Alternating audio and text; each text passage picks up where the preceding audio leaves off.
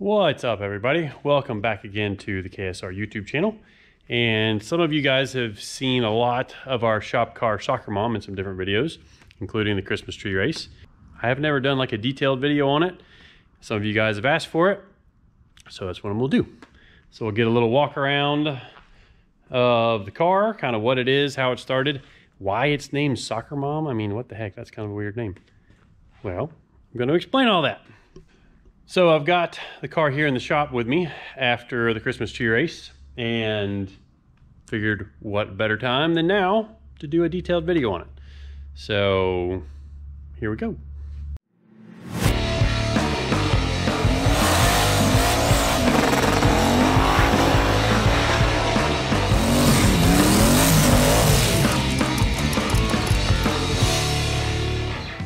While you're here, please like and subscribe to the channel. Click the bell icon and comment down underneath the video. And if I can, I'll comment back. Like I like to kind of stay in touch with everybody and, you know, try and respond back and have a conversation and answer questions about some things. Can't answer every question, but I try to answer as many of them as I can. So let's get in under the hood of SoccerMom and see what we've got going on. Why did we name the car SoccerMom? That all starts back about 5 years ago. Yeah, I think it was about 5 years ago. And this car is a car that Kimber has had for a lot of years. I think he got it back in 95, 96. So it's been around for a long time, and it's had a small block Chevrolet in it. 406 small block Chevrolet, ran some mid-9s on pump gas with a little bit of nitrous on it. And kind of, you know, like everybody happens as you grow up, kids and work and everything kind of gets in the way of play toys. So the car got parked for a little while, and Kimber sold the engine out of it. I think he even sold the transmission out of the car.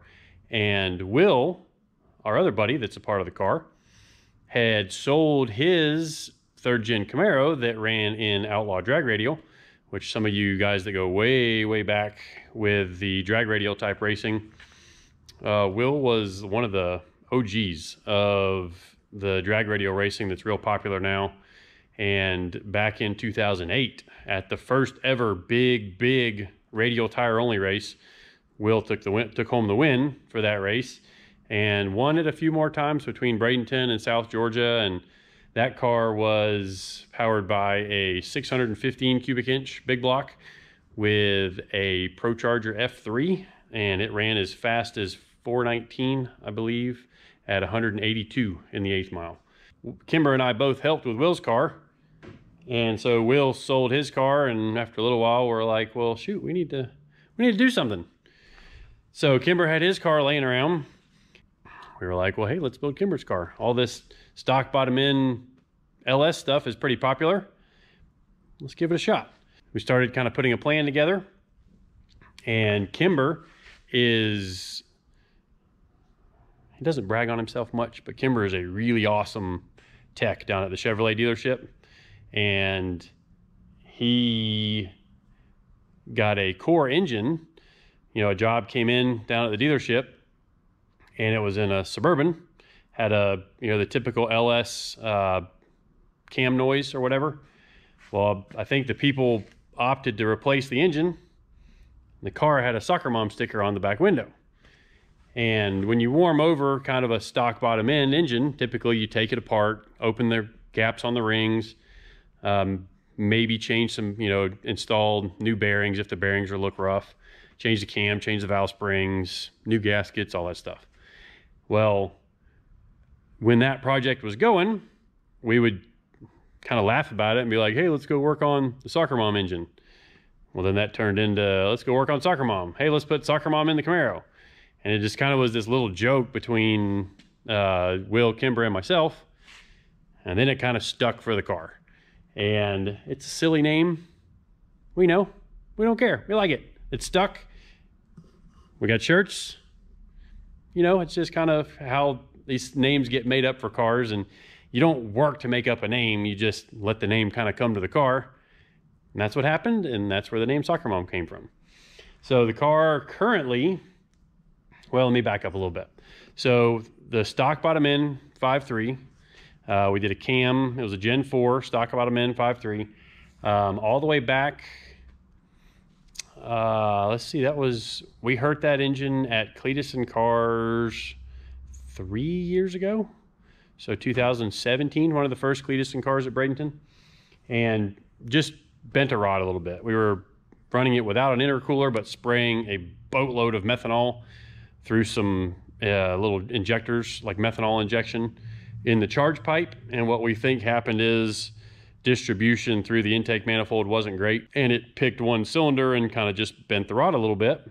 Well, the car still ran great. I went 520 at 135 miles an hour in the 8th mile on 7.5 cylinders, but we knew it was hurt, so we took it out and we put a brand new rod and piston in the thing, and it went one pass and hurt that same cylinder again, except this time it broke the piston. And we had backed the tune-up down, thought everything was safer. The only thing we did not change was the methanol. So that's kind of what made me think that it was a methanol related failure. And when you break a piston in an LS engine, at least a stock bottom end one, when it breaks a cast piston, it gets ugly. You got a connecting rod in there slinging around, and it wiped out the block, broke the camshaft, just basically broke everything.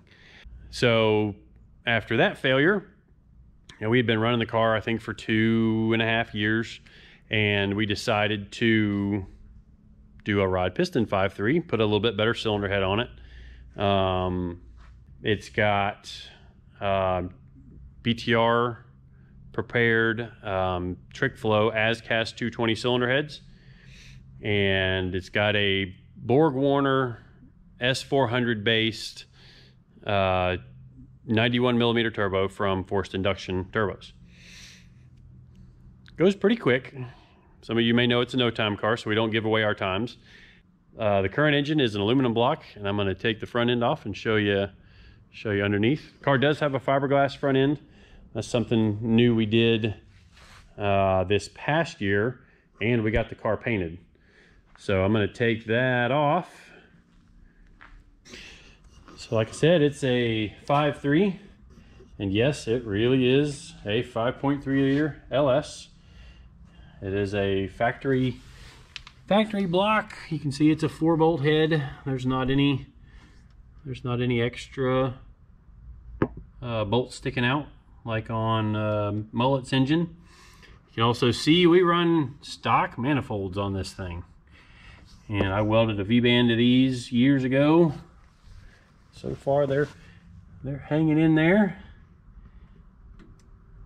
Haven't broke a V-band or a weld or anything yet. And that's all. The hot side is stainless. It just gets super heated. There was a video a while back where I had a camera in this mount, and you can see bright orange light kind of coming from under the hood area, and I kept meaning to put the camera down somewhere in here for, to get a shot and see just how much of the exhaust was glowing orange, and I just haven't done it. So there's our turbo. You can see it's a decent sized little turbo, but it is an S400 based unit, which is, it's good. I mean, the car's definitely gone pretty quick. And we got a Holley high ram on it. I prefer the stock valve cover deal, or at least the coils mounted to the valve covers. The wiring on this is definitely not our typical wiring job. When we started with this project, it did not have the smart coils on it, and we kind of redid the harness, and this thing gets run a lot. But manual brakes, TRZ Motorsports front suspension, stock front subframe. Yeah, we modified the front subframe, but still a stock frame that we modified the shock cans a little bit here. to give us a little bit more travel with the leaf spring rear suspension. They seem to like a lot of front suspension travel, at least the way I tune stuff. It's got an Aeromotive belt drive mechanical fuel pump. You can see it just gets fed by the fuel cell right here. And one thing that's going to be changing soon on this car is we're going to add an alternator, because right now we don't have one, and we run it on a 16-volt system, single battery. Gets a little annoying having to charge it after every single pass. And we don't have to charge it after every pass, but after maybe 3 passes, the battery's pretty dead in the thing. And I guess now I'll run it up and show you underneath it.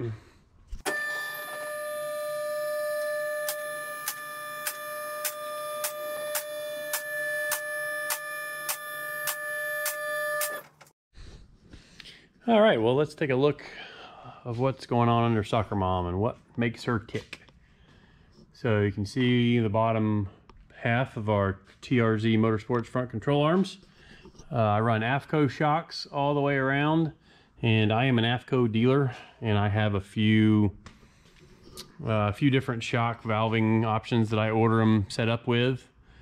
We run Strange brakes, which they're a little they've got some miles on them. Kind of see what we've got going on with our wastegate plumbing. They are Turbo Smart wastegates.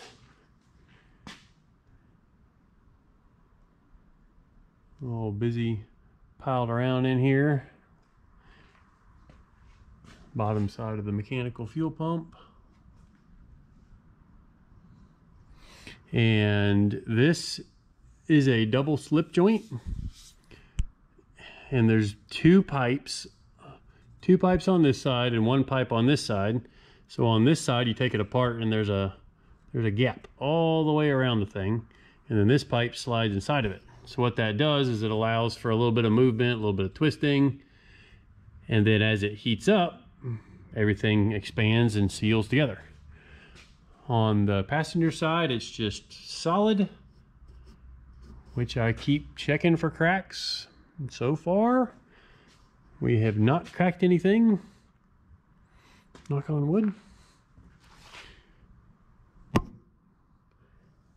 See our factory block hiding in here. This is an aluminum block that's in this car. And yes, we do run a diaper. You just never know when you're going to need it, and hopefully you want to have it on there when you do need it, because otherwise oil under everything, especially with a slick, not a slick tire, but a racing tire with minimal tread on it, things get out of hand in a hurry. All right, so the transmission is a Power Glide, and it's an aftermarket case, JW bell housing, actually a JW case too. And you can see our dump valve that we run here. And I kind of mentioned it before, but what this does is typically your torque converter runs with anywhere from 90 to 120 on the high side on transmission pressure. The transmission itself runs at about 250 to 270 on what the actual clamping of the clutches, but the torque converter is on a kind of a different circuit, and that's typically around, you want around 100, 105 PSI. But to make the converter act looser, little tiny engine with no torque, pretty big turbo that needs some help to get spooled up, we take the outlet line from the transmission, and in the cooler line, you can see here, it's teed in, and when this valve is shut, the fluid goes down the T, through the cooler, back in to the top of the transmission, and does whatever it does in there. But when we open this valve up, fluid flows through here, comes right back around and flows right back into the bottom of the pan, and the pressure in the torque converter goes down to about 5, and that loosens the torque converter way up, lets it stall a little bit higher so that you can get the turbo spooled off a little bit quicker. And then that, you know, helps you get ready on the starting line and get ready to make a pass. So you can see kind of the bottom of our B&M shifter in here. This car is all stock floor pans. Kimber actually had a ladder bar set up on this car years ago, and we cut the brackets off to try to save some weight. We're eventually going to cut this cross member out when we redo the car. This car still has a lot of the sound deadener and stuff on the bottom of it. Like I said, the heavy factory front subframe, heavy transmission cross member. Lots of little things we've got left to try and make this thing lighter and faster. Got an aluminum drive shaft, Ford 9-inch 40 spline axles. It's actually a housing that I built. Well, take that back. It's a Mosier base housing, and then I added all the bracing and the shock brackets and the mounts for the rear end. Or yeah, the mounts for the leaf spring to clamp the leaf spring to the rear end. Got our shock sensor on here for the rear. We have one in the front as well. No, we haven't put the one on the front yet. That's something we've been intending to do and just haven't done it yet. And we run the rear of the leaf spring mount on sliders so that there's no friction back here at all. These just, as the spring changes in its arc, gets compressed or whatnot, it slides in and out back here. These are bearings right here, which I can't roll them because they have weight on them. The trunk floor is carbon fiber, something we did this year. Helped get a little weight out of the back. Still have the factory mounting bucket up here in the front. We're kind of stuck that way until we really want to get after it because it's welded to the subframe connectors. We actually can't get some of the pieces out, but we'll chop all that out one day. We run Calvert Racing leaf springs and their Caltrack bars. As the rear end, rotates forward, the pinion rotates forward, this lever rotates down and actually pushes the leaf spring down, and that's what you see the rear end of the car separate away from the body as it's going down the racetrack. I'll lower you down, show you the interior, and kind of wrap up this video. Alright, so on the back of SoccerMom here, got the factory wing, which we know is probably hurting the ET a little bit, but it just looks so much better with the wing on it. So much better. I prefer the spring-loaded canister parachute launches. I feel like they shoot the parachute out more than the air launch deals do. So right now, the spring is held captive under this. And you can kind of see just how much force is on this thing. It's a little violent sounding. I mean, there's a lot of spring force pushing that out. But the reason I like about that is if you did ever have something go bad and you lost an air line or something like that, the spring is still going to fire the chute out. And the parachute has a manual lever to fire it, but I also have an air ram cylinder on it.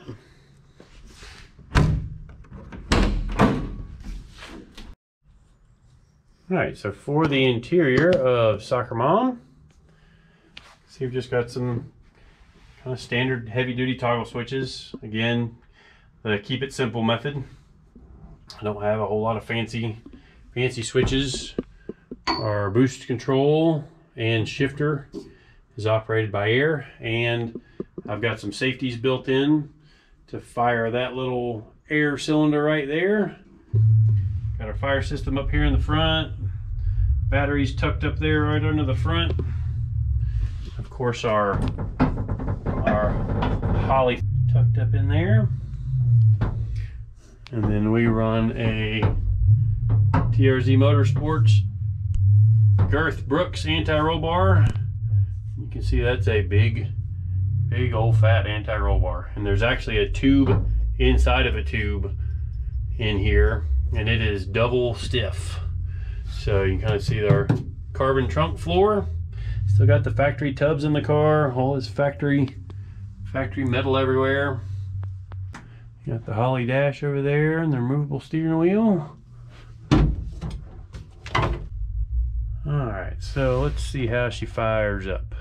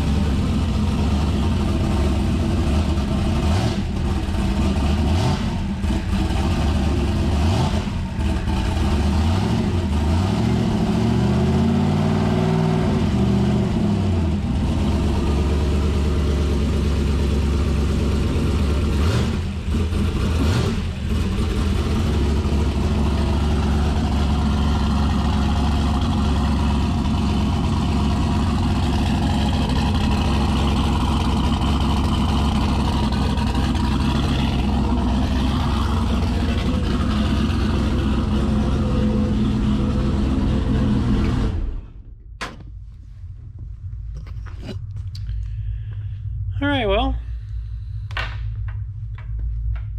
there's a tour around the shop car SoccerMom.